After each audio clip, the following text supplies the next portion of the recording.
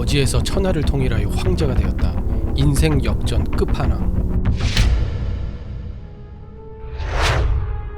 나라 안팎으로 도적대가 들끓는 원나라 말기 1328년 9월 18일 가난한 소장농의 막내 아들이 태어났습니다.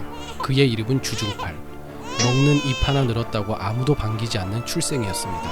찢어지게 어려웠던 그의 부모는 아무리 열심히 일해도 지독한 가난을 벗어날 수 없었습니다. 그의 나이 17살 되던 해 전염병 창궐과 심한 기근으로 졸지에 부모와 형제를 잃었습니다. 부모 시체는 썩은 내가 진동하였지만 장례치를 땅도 돈도 없었습니다. 그런 그에게 마을 유지 유계조가 귀퉁이 땅을 주었습니다. 주중팔은 부모의 시신에 낡은 헝겊을 덮어 장례를 치르고 오열하였습니다. 한 끼도 먹기 힘든 상황에 절에 들어갔지만 절이라고 배고픔을 피할 수 있는 건 아니었지요. 결국 탁발승이 되는데 사실상 거렁뱅이였습니다. 길에서 목탁을 치며 먹을 것을 구하라는 그에게 누군가는 침을 뱉고 욕하였습니다. 물벼락을 맞기도 했습니다. 수많은 모욕과 비참함 속에 4년이 흘러 20살 초반이 되었습니다. 20대의 주중팔. 그의 인생 어디를 뒤져봐도 밑바닥 거렁뱅이를 벗어날 묘책은 없었고 길에서 배고파 죽든 맞아 죽든 누구 하나 걷어줄 사람이 없는 삶이었습니다. 원나라는 자신의 민족이 아닌 이민족을 차별하였습니다. 중원 내 다수를 차지하는 한족 차별과 이로 인해 발생하는 불평등은 점차 사회적 분노로 쌓이기 시작합니다. 게다가 과중한 세금과 탐관오리의 횡포로 원나라는 막장을 향해 가고 있었습니다.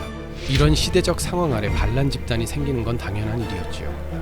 홍건적은 원의 세력을 몰아내기 위한 녹는 반란 세력이었습니다. 주중팔 10살 무렵 같이 소를 몰던 친구 탕화가 홍건적으로 오라는 서찰을 보내지요. 당시 홍건적은 주중팔의 고향에서 위세를 떨치던 중이었습니다. 홍건적에 들어가려던 주중팔은 워낙 험악한 외모 때문에 첩자로 오인받습니다. 그러나 수장 곽자흥은 그의 총명함을 보고 받아들입니다. 역시 떡잎부터 남달랐는지 곽자흥의 신임을 얻고 훗날 2인자가 되고 주원장이라는 이름을 받습니다. 그리고 곽자흥의 양딸 마씨와 혼인합니다. 그녀가 바로 중국사 통틀어 가장 훌륭하다 평가받는 마항우입니다. 지혜롭고 어진 성품으로 주원장의 명나라 건국과 나라 안정에 중추적 역할을 하였습니다. 홍건적은 원나라와의 여러 전투에서 승리했지만 내분이 끊이지 않았습니다. 곽자흥은 사망하고 주원장은 실세가 되었습니다. 홍건적의 한림하는 하남성에 송을 세우며 스스로를 소명왕이라 칭하는데 주원장은 이에 수긍하며 중국 난징 지역에서 조용히 세력을 키워갑니다. 장사성, 진우량 등의 큰 군벌 세력도 만만치 않은 상대였습니다.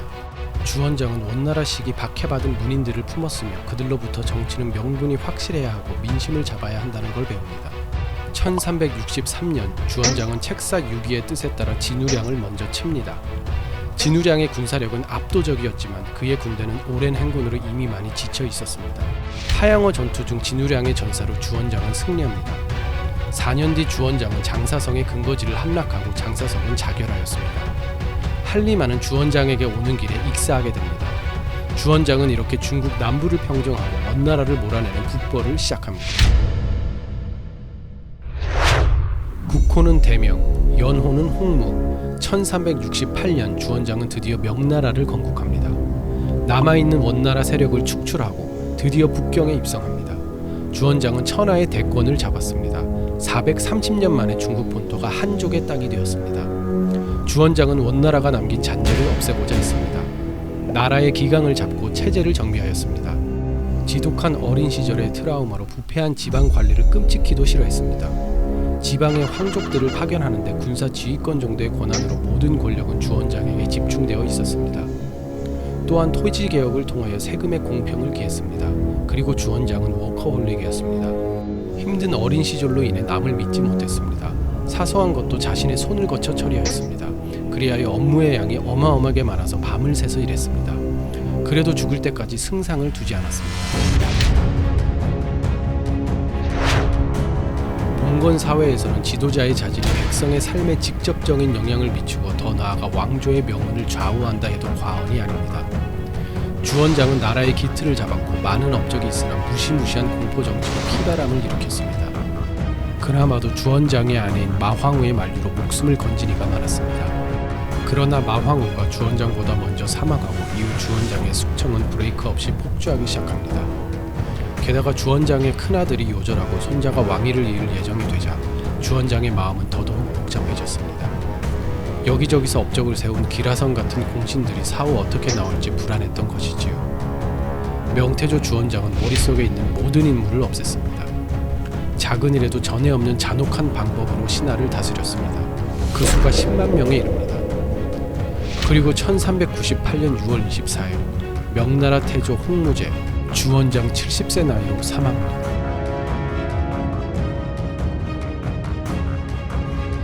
여러분은 명태조 주원장을 어떻게 생각하시나요? 오늘의 세계의 인물은 여기까지입니다. 다음 영상은 흙수저 성공의 레전드 그 두 번째 인물 도요토미 히데요시